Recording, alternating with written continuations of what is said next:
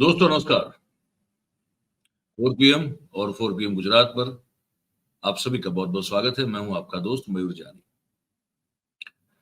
दोस्तों ये जो कार्यक्रम हम आपको इसमें जो बातचीत करने जा रहे हैं, उसमें हम जो है कुछ गधों और घोड़ों की बात करेंगे। क्योंकि बात हम नहीं करना चाहते, लेकिन अब बात ऐसी जो है देश के बड़े-बड़े लोग कर रहे हैं। गधों पर भी कर रहे हैं, घोड़ों पर भी कर रहे हैं और पता नहीं घास पर और च्यवनप्राश पर भी कर रहे हैं। तो एक और जो है हमारे मित्र हैं, जो बहुत भक्ति में लीन रहते हैं, उनका एक कैरेक्टर है। अब वो कैरेक्टर जो है कुछ और ही कह रहा है। दूसरी ओर उदयनिधि स्टालिन जो है वो भी कुछ और कह रहे हैं, ठीक है। और एक नरेश अग्रवाल साहब की जो है एक थोड़ी पुरानी एक वीडियो क्लिप आई है, जो कि सनातन धर्म में अगर इतना जो ऊहापोह मचा हुआ है, खड़ा हुआ है, सनातन धर्म और उसका अपमान और हिंदू धर्म उसका अपमान और ये भाजपा वाले जो अभी एकदम आक्रामक तेवर दिखाने की कोशिश कर रहे हैं। तो ये नरेश अग्रवाल साहब भारतीय जनता पार्टी से जुड़े हैं। उनके सुपुत्र जो हैं वो बताया जा रहा है कि आबकारी विभाग जो होता है उत्तर प्रदेश का, उसके वो मंत्री हैं। वही शराब जिसमें जो है उसका नियमन या वो जो बिक्री वगैरह होती है सरकार के द्वारा, उस विभाग के वो मंत्री हैं, उनके सुपुत्र। ये सब बातें हमको करनी है इस पूरे कार्यक्रम में। बात शुरू करें उस सबसे पहले जो है हम आपसे एक छोटी-सी रिक्वेस्ट करते हैं कि अभी से इस कार्यक्रम की लिंक को, इस वीडियो की लिंक को आप हो सके उतना शेयर कीजिए। मुझे लगता है ये जानकारी जो है जितनी ज़्यादा और लोगों तक पहुँचेगी, उतना वो ठीक ही होगा, अच्छा ही होगा। तो ये ज़रूर करें।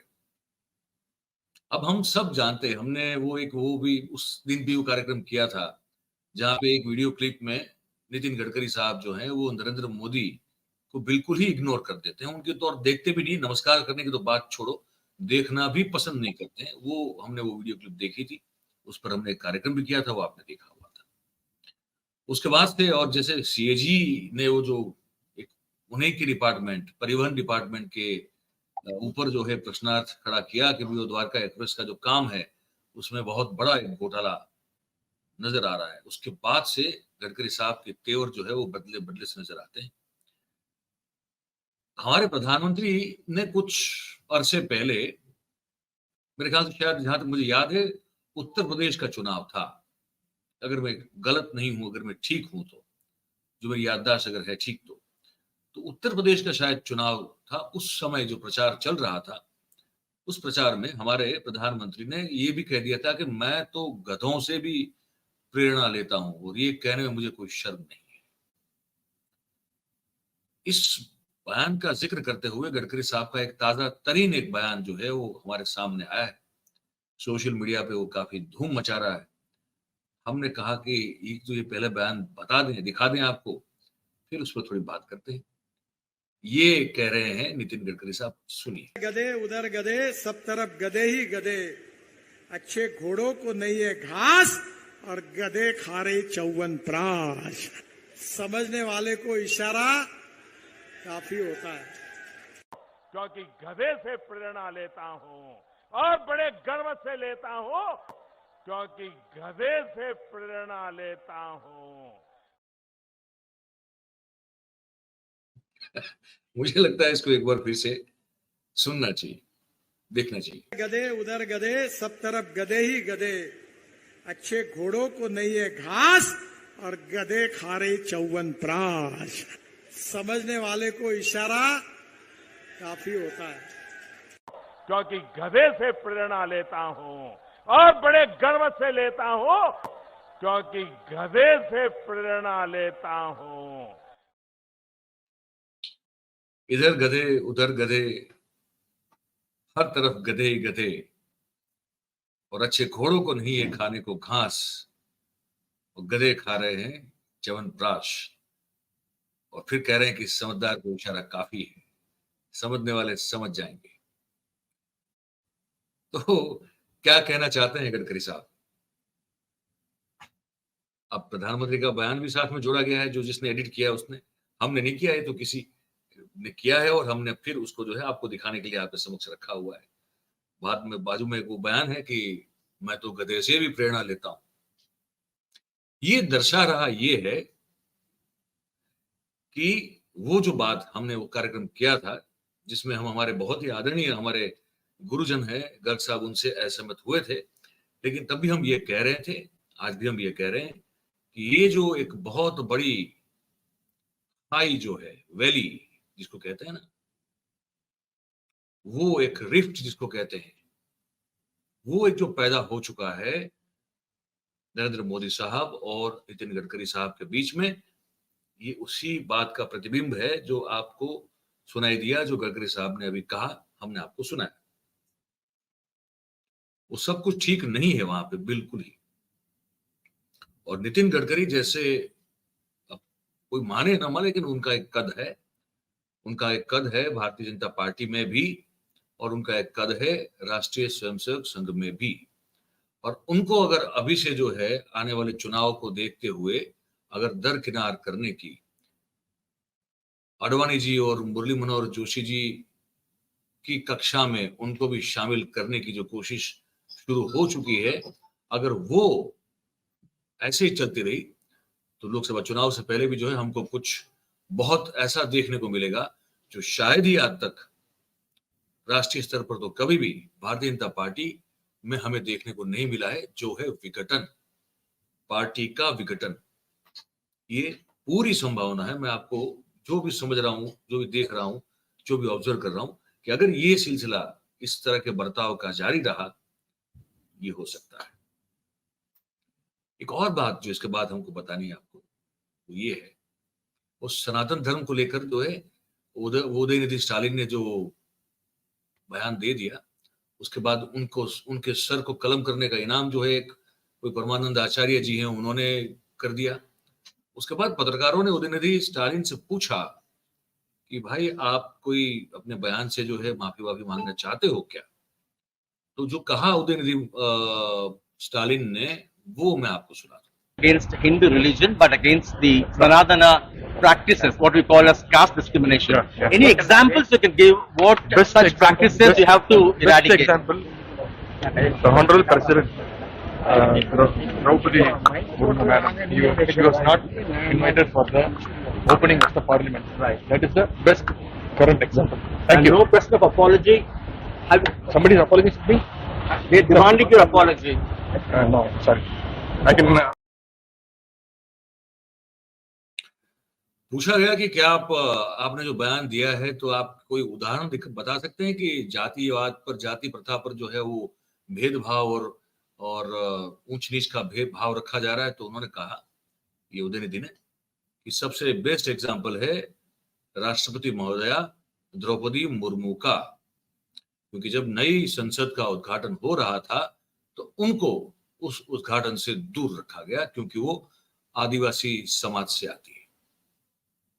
अब देखिए, हम कल भी कह रहे थे, हम आज भी कह रहे हैं, हम मतलब हम सभी सवर्ण की बात नहीं कर रहे हैं, लेकिन उसमें से जो ध्वज धारक बनकर घूम रहे हैं सनातन धर्म का या तो सवर्ण समाज का, उनमें से बहुत सारे लोगों ने ऐसी बहुत सारी गलतियां की है इस देश के पिछड़े वर्ग के साथ, जिसमें हमारी उनसे माफी मांगना बनता है, और दिल से माफी मांगना बनता है।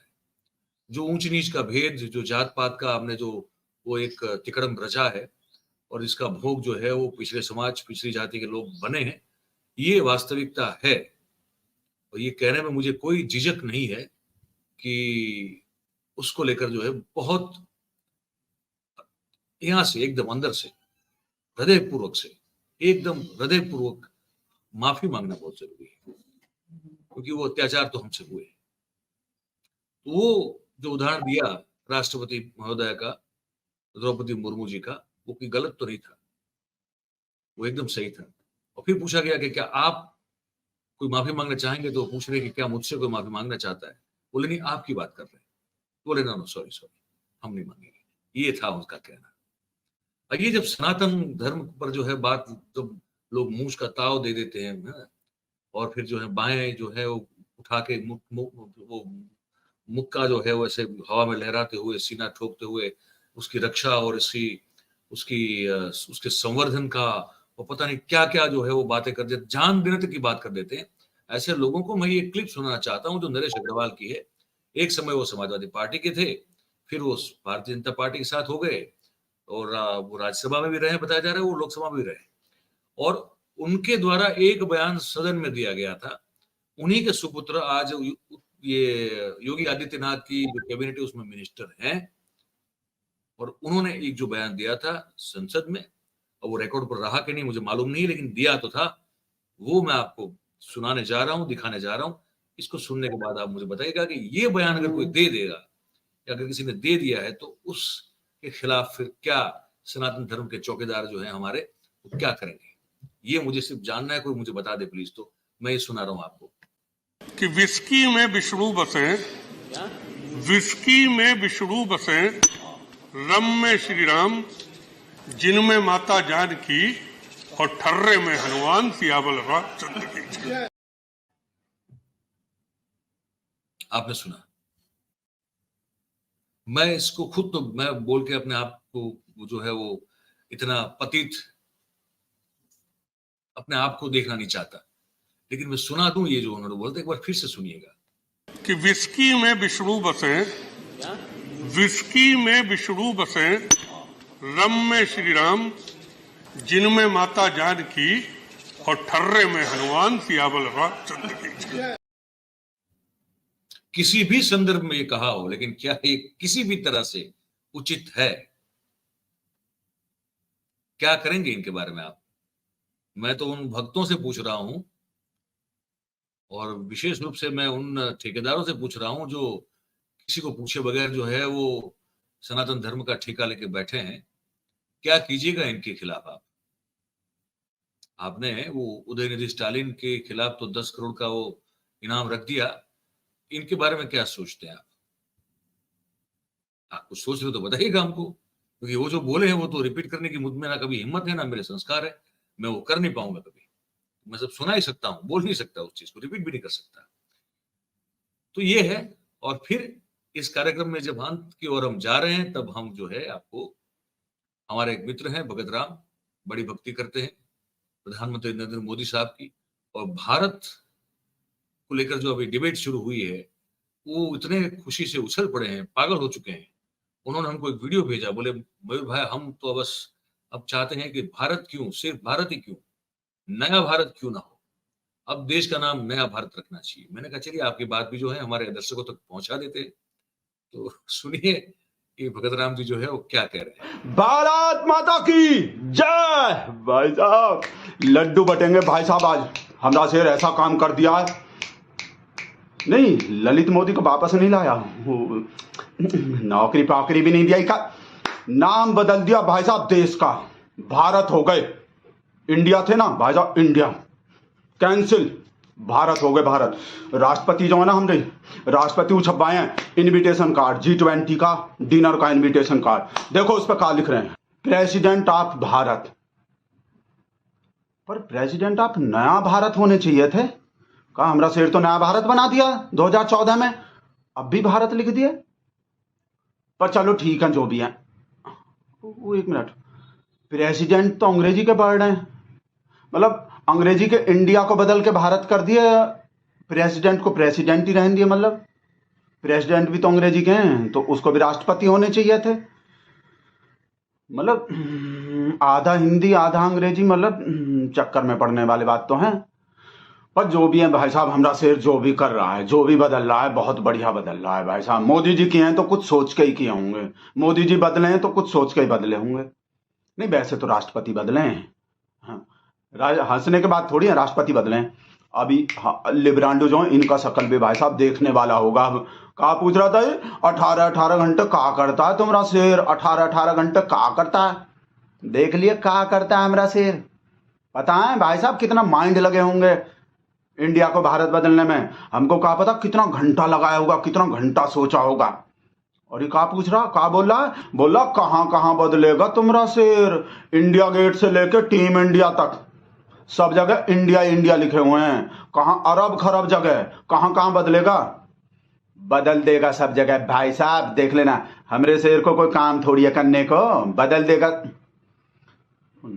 काम तो बहुत है, ट्रेन को हरी झंडी दिखाना, रोड शो करना, और फॉरेन टूर, विदेश यात्रा, काम तो बहुत है भाई साहब। तो कहा इनमें कटौती कर देगा वो, रोड शो भी कम कर देगा थोड़ा सा, 2-4, अपना ही हरी झंडी दिखाना भी, और पूरे टाइम फुल टाइम फिर नाम बदलने में ही लगेगा। और वैसे भी अब तो हमारा शेर भाई साहब 1 नेशन 1 इलेक्शन कर रहा है, एक ही टाइम में भाई साहब, स्टेट का सब इलेक्शन और सेंटर का भी सब इलेक्शन एक टाइम में खत्म हो जाएंगे। तो हमारा शेर जो एक एक स्टेट में 15-15 दिन, एक एक महीना पड़ा रहता था ना भाई साहब, इलेक्शन का ऐलान बाद में होते थे, हमारा शेर पहले भग लेता है। तमिलनाडु में इलेक्शन है, बिहार में इलेक्शन है, यूपी में इलेक्शन है भाई साहब, एक एक महीना पड़ा रहता था वहां। अब जब एक ही टाइम में, एक ही महीना में सारा इलेक्शन खत्म हो जाएगा पूरे देश का, विधानसभा भी लोकसभा भी, तो फिर हमारे शेर को बचेंगे का टाइम ही टाइम है फिर।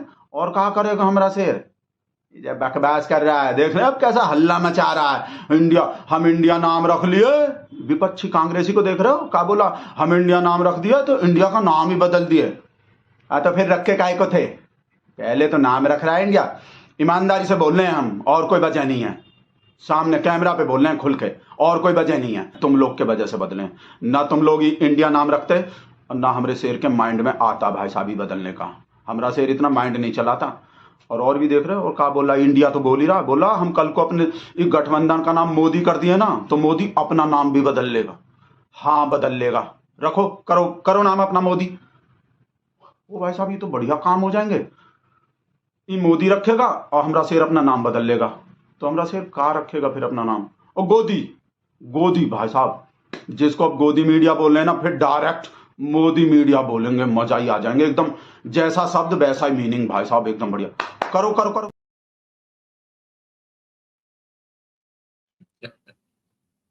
इस पर हमको कोई टिप्पणी नहीं करनी, कोई हमको आगे इस पे बात नहीं करनी, ये बहुत कुछ अपने आप में बोल गए। तो यही सही। तो हमने जो 4 मुद्दों पे आपसे बात की, आप क्या सोचते हैं इस बारे में, हमको आप अपनी कमेंट के जरिए हमारे कमेंट बॉक्स में लिख के जरूर से बताइएगा। और बात अगर आपको हमारी पसंद आ रही हो तो इस वीडियो को लाइक करें, इसके लिंक को हो सके उतना शेयर करें, और हमारा जो चैनल है उसको आप सब्सक्राइब करें और अपने आसपास के लोगों से करवाएं। आप सबका बहुत बहुत धन्यवाद करते हैं, क्योंकि आप सब इस कार्यक्रम में हमारे साथ जुड़े हैं। Thank you very much. नमस्कार।